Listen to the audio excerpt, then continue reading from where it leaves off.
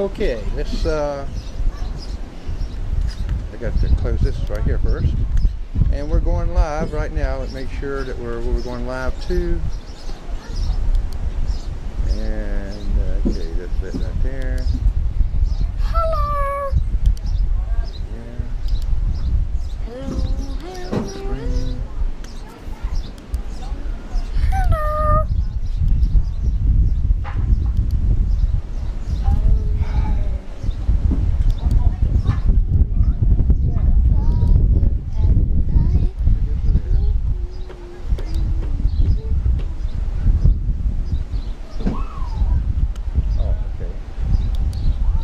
Going to Facebook, and we're going to Beach Street.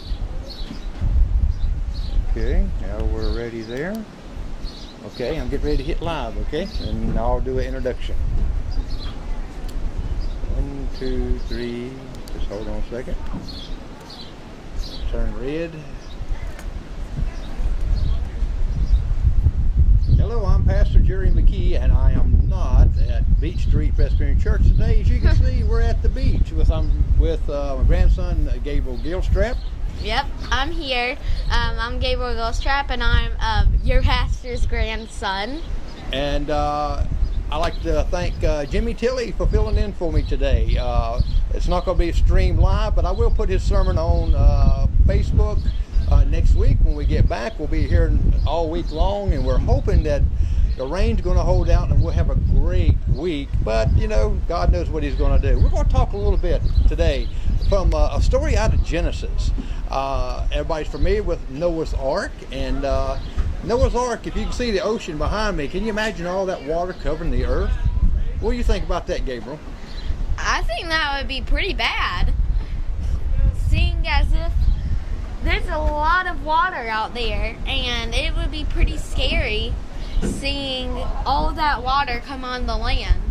Well, that it would. Now, what would you do if your dad come and woke you up one morning and said, you know what, we're going to build a great big ship? I would probably whine a lot, but my dad would probably make me do it anyways. And if he explained what the situation was, then I would probably do it. Well, you mind your dad anyway, so you probably would. I agree with you there. You're a good son, and you would go ahead and do that. But wouldn't it be a little strange there to you if he came to you and wanted to build this huge ship and there's no water around for that big of a ship? How would you get it to the ocean? And then if you ask him, Dad, who told you that?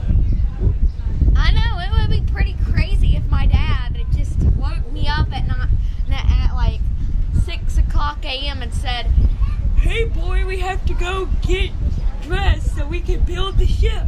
Yes, and you look around, but what are you going to ask him? What are we going to build it out of, right? Yeah, what are we going to build it out of? Where are their supplies? And we have a lot of trees, but there aren't enough trees to build that big of a ship to hold 2 of every animal. Well, you got a point there, but your dad would probably say, hey, I got all these gopher trees out here I planted, we got to use them. But, you know, God provides for us when he asks us to do something, don't he? Yes, he does. Yeah, and what do you think when he told you, says, when you ask him, say, Dad, now what are we going to do with this big of a ship? And I says, are we going to put all these people in it? And your dad tells you, says, no, we're going to put animals in it. I would be like, Dad, are you crazy? Yeah, what kind of animals? Yeah, like... Go ahead. Sorry. Like, what type of animals are we getting there? Are we putting snakes and dinosaurs in this thing? If we are, then I'm out. Well, you know what? He had put all... And when God told him to put the animals in there, but he also said the creepy things too, didn't he? That means spiders and... Snakes. And all this right here. And we heard your mama say this morning, why didn't Noah swat one of them mosquitoes, didn't she? Yeah. But, you know, God had a purpose for all of our animals and insects. We just don't know the purpose of it until we get to heaven, right? Right, like, I had VBS a while, and one of the main themes, one was God made us, but another thing is God made us for a purpose. Exactly. He made us to do things in His will, didn't He? He made us to do very great things indeed. Yeah. Now, what would you, if you was doing this, and that you started building this boat, and your friends seen you out there helping your dad build this boat, well, you think they'd be making fun of you? Yeah? Well, if I explained it a bit, then probably. I don't know. Remember back in Noah's day, all the people there, what'd they do? They laughed at him and made fun of him for making this boat. Yeah. Thinking that, you know, what rain's going to come? What did God say it's going to do? And Like, it's perfect out here. There's no way that it's going to flood. That's right. Well, you know what? They've never seen rain before. You mean there was no rain before? There was no rain until Noah's day. So there was no rain when the gardening and stuff like that, the water come up from the ground. But there was no rain during Noah's days. And, you know, can you imagine if you never seen rain before and all of a sudden it's coming out of the sky on top of you? You think, what is this stuff? And how, and it's amazing, you know, have you ever went up and petted a bear? No. Me neither. So the animals had to obey God too, didn't they? Because Noah was standing right there in front of lions, tigers, and bears. Oh me. Oh my. Yes. Lions and tigers and bears, oh my. Lions, tigers, and That's bears, right. my. But all these wild animals were so tame that they went in an orderly fashion into the ark. Isn't that great? Yeah. You might hear people in the background because we are at the beach, and you know, we don't have exclusive little room or nothing, but we just thought we'd do it outside or by the ocean here, and just to give you the effects of Noah's Ark and the water. That what do you think happened to the fish? I don't know what happened to the fish. I think it must have been a happy day for them. Well, it might have been, but it might have been a sad day too, because when all the water went back to the right place, wouldn't there be a lot of fish on the land? Oh, yeah, that would be right. It might stink a little bit too, wouldn't it? Yeah. Yeah, set up a little bit. Yeah, yeah. Yeah, and what do you think the people thought when Noah came out to tell them it's going to flood? God says get on the ship. What did they do? Did they just make fun of him and wouldn't do it? I don't know. They did, yeah. They made fun of him and they wouldn't come. Yeah. And when Noah got finished with the ark, he put all the animals in. Now, some people don't know this. Some people think it's, how did the animals go into the ark? By what numbers? Did they go in? They got in by 2. Okay. 2 of every animal. Well, if you go back to Genesis and read that, it doesn't really, they went in by 7s. Yes, they went in by What? 7s. 2 of every kind of the animal, what God said, but they did, he would have went in by 7s. And I'll show you that scripture. But if you read Noah's Ark in Genesis, you will see that I'm right on this one. I went back and researched there, but yes, by 7s. We see them by 2s and all this right here because God did say male and female, and they went in by 7s. But go back and read. That's a challenge to you that Gabriel and I is going to have for you. We're going to go back and read that and Yeah. see the effect of it. Now, the animals got in there, and you know, you got a dog named Si, right? Right. And when a big storm came up, what happened? He gets scared, don't he? Yeah, he gets scared and we have to take him inside. Exactly. What do you think about these animals? You think they got scared and the ship was rocking back and forth and all?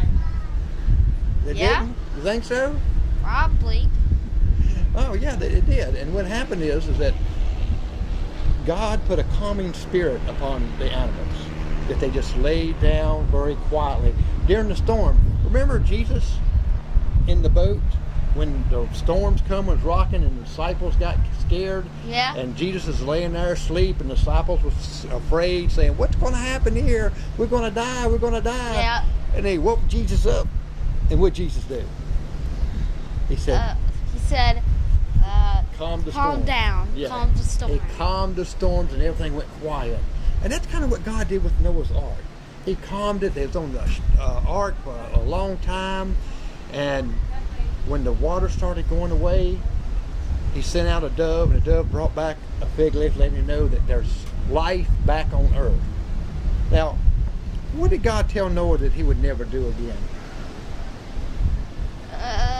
He would never destroy the earth by water again. In other words, he would not send a flood to wipe out the earth ever again. Rainbow in the sky.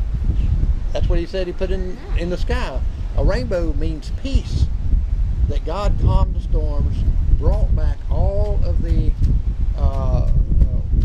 water. He released all the animals. Now, what happened to the rest of the people on earth that back in Noah's days that didn't make it into the ship? They probably died. They drowned, yes. Now God told Noah, says, I want you to go tell your family, your children, and their wives, and your wife, get on the boat. And they did. They obeyed Noah. And they all got on the boat. But the rest of the people thought he was just plain crazy. So a lot of times people think that about God, don't they? They think when God speaks to us and we tell them that God spoke to me, whether it be in a dream or in your heart, and we tell them that, people look at you and say, I believe y'all a little crazy. Surely God didn't speak to you. But God does speak to us today, just like he did thousands of years ago. And so, what do you think about Noah and the ark? Do you think it's a real story? Yeah, I think it's a real story. I think the whole entire Bible is real. I agree with you. I think it is too. I think that's what God put it here for our example, didn't he? He wants us to learn things, didn't he? Yeah, there are a bunch of people out there who don't think God and the Bible is real. I know it, and it's sad, isn't it?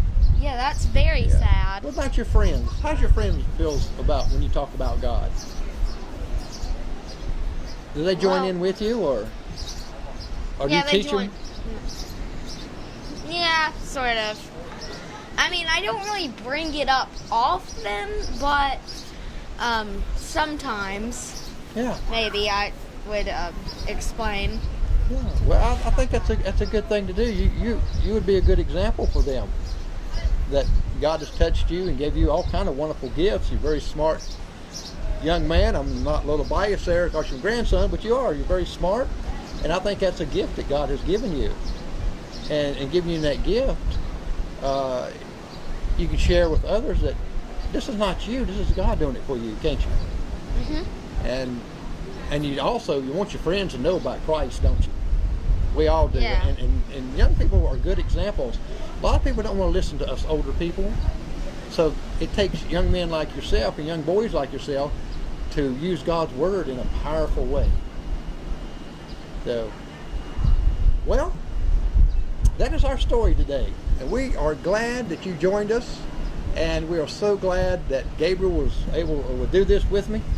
And we're live here on the Beach Street page. And we're live down here at the beach.